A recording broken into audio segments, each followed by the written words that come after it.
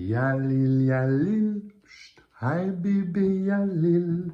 Yalil, yalil, habibi, yalil. Haïdar.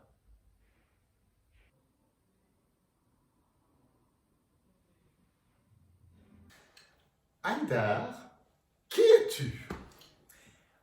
C'est une question, et tu le sais puisque tu me connais depuis longtemps, C'est vrai. que je me pose très régulièrement pour savoir si je suis mon corps, si j'ai une âme, ou si je suis mon âge, ou est-ce que je suis mon travail, ou est-ce que je suis mes rencontres, ou rien de tout ça, ou autre chose. Et cette question, je me la pose, je sais pas, depuis qu'on se connaît, Ok, on s'est rencontrés, c'est vrai. quand j'avais 14 ans. Tu avais, oui, 14 ans. Voilà.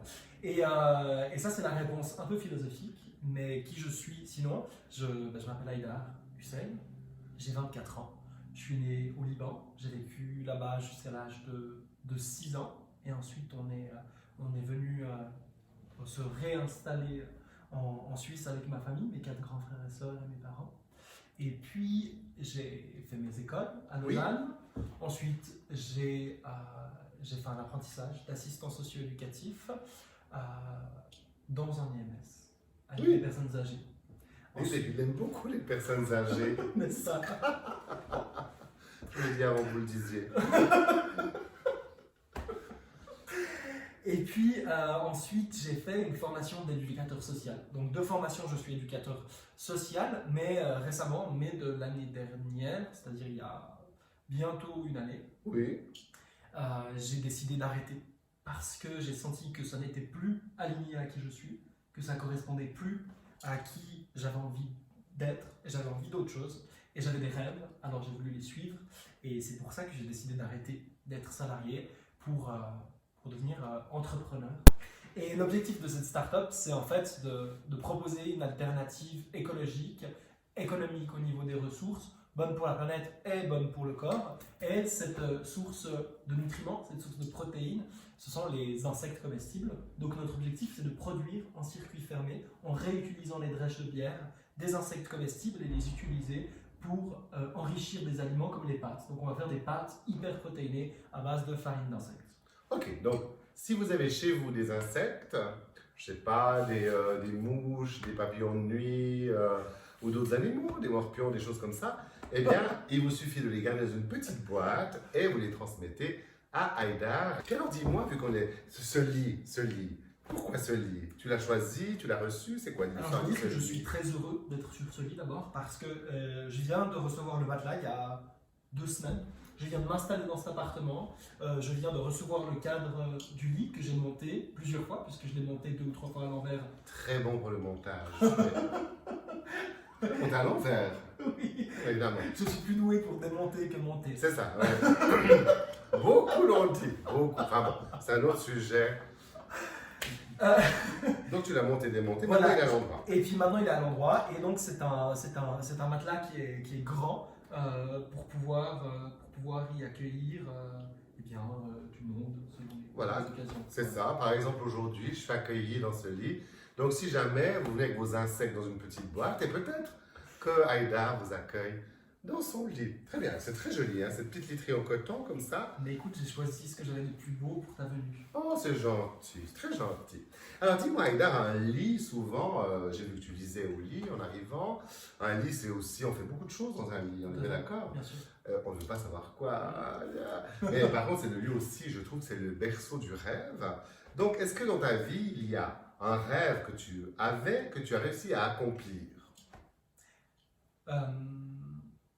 Il y a beaucoup de petits rêves en fait, que j'ai réussi à accomplir déjà, mais tous ces rêves sont en lien avec quelque chose de fondamental dans ma personnalité, donc qui je suis, et tu le sais, c'est un mot qui est souvent utilisé pour me décrire et qui me définit pas mal, c'est l'intensité. Oui. Et j'ai l'impression d'avoir toujours rêvé d'intensité, de vivre des amours intenses, de vivre de la joie intense, et Oui. de vivre aussi du drame et de la tristesse intense. Je confirme, je confirme. Je confirme, surtout le tout. Oui, je confirme. Voilà, et cette intensité, je dois dire que je l'ai vécue beaucoup. Je l'ai vécue dans mes amours, j'ai été fou amoureux, passionné, je le suis et je sais que je le serai. Et j'ai vécu des joies intenses et des tristesses intenses. Et cette intensité, elle me donne le sentiment de vivre réellement les expériences que j'ai à vivre. Ok. Et ça, c'est le rêve que j'ai eu et que j'accomplis régulièrement. Donc, c'est de vivre des choses intenses. Alors, qu'est-ce que tu fais, vu que tu es visiblement, tu as déjà vécu, tu as réussi à réaliser ce rêve d'intensité, qu'est-ce que tu mobilises chez toi ou comment est-ce que tu fais pour réussir à aller vers l'intensité? Pour moi, l'intensité, elle est en lien avec l'authenticité. Donc, j'ai besoin, pour vivre de l'intensité, de me détacher des choses qui ne me correspondent plus. Ok. C'est-à-dire que quand je me sens plus bien dans des relations, ou plus bien dans un travail, ou dans un environnement, il faut que je m'en détache. Ok. Parce que pour aller vers ce que je veux, il faut que je me détache de ce que je ne veux plus. Et ça, pour moi, c'est la base. Et c'est un apprentissage qui est constant. Et pour ça, il y a un travail de deuil. Donc, j'apprends à faire le deuil de qui j'étais pour devenir quelqu'un de nouveau en permanence. C'est très intéressant, à nouveau, hein, bien sûr. C'est donc pour arriver, pour rester dans l'intensité ou l'atteindre, c'est réussir à lâcher et à stopper des choses qui ne sont plus dans l'intensité afin de la retrouver. Oh ben dis donc, belle recette, hein. Ouh là là là là là là, il y a Et du job. c'est toi qui m'as tout appris, maman. Oh, il est mignon, hein. Non, excuse-moi, je t'ai touché. Je ne savais pas que ça descendait si bas. Enfin bon. Donc ça, c'est des rêves accomplis. Alors, est-ce que tu as d'autres rêves, si ce n'est que de rester, j'imagine, dans l'intensité, te connaissant? Mais est-ce qu'il y a un rêve autre, quelque chose de spécifique que tu aimerais atteindre et qui n'est pas encore fait? Oui.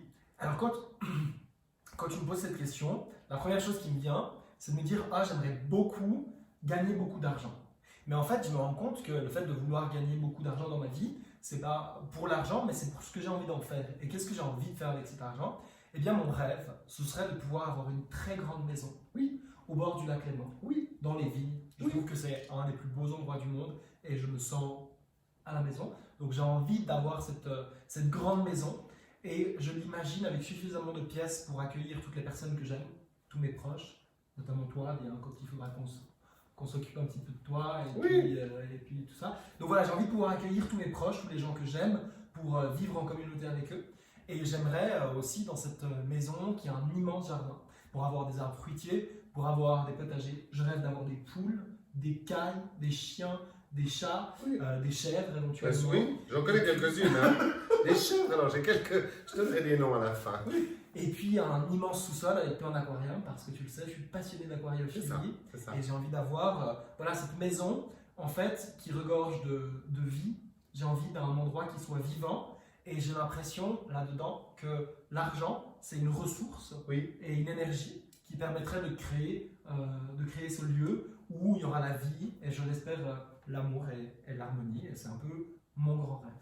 Ok, bon rêve à réaliser. Donc, si vous avez trop d'argent, vous avez un petit héritage ou quelque chose comme ça, vous ne savez qu'en faire, pensez à Aïda pour sa vie et pensez surtout à moi parce que ça veut dire que dans cette grande maison, dans quelques années, lorsque j'aurai atteint 80 ans, c'est-à-dire dans 40 ans, tu arrêtes de rire s'il te plaît, eh bien peut-être que je serai très heureuse d'être prise en charge par ma fille et du coup de pouvoir être dans cette maison et comme ça on s'occupera de moi. Donc versez de l'argent, n'hésitez pas. Hein? Et puis renseignez-vous sur Aïda et surtout envoyez vos insectes, c'est ça qui est le plus important.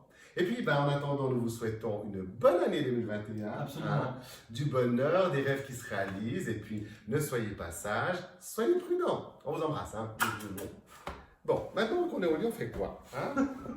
On pourrait lire, par exemple. Oh, on pourrait lire. Qu'est-ce qu'on lit? Qu'est-ce que tu lis en ce moment? Eh bien, je suis en train de lire Le Monde de Sophie. C'est une introduction aux différents courants de philosophie. C'est formidable, la philosophie. Et puis, il est où alors ce bouquin sur Rocco Siffredi? Caché où? Ah, Homo Deus. Bon, eh bien, écoute, fais-moi un peu de lecture. Lis-moi un peu un début de quelque... Ça, je m'endors, parce que à mon âge, on dort un petit moment. Ça fait la petite sieste. Lis-moi un passage que tu aimes. Oh, dis donc, t'as pas un lunette, on voit que tu es jeune. Hein. Voilà, vas-y. Tu as entendu ce qu'elle a dit? Je cherche la maison de ma grand-mère, dit la petite fille. Elle est vieille et malade. Aussi, je viens lui apporter un peu de nourriture. Ce n'est pas ici, répondit Alberto. Allez, passe ton chemin. Il prononça ces derniers mots en faisant le geste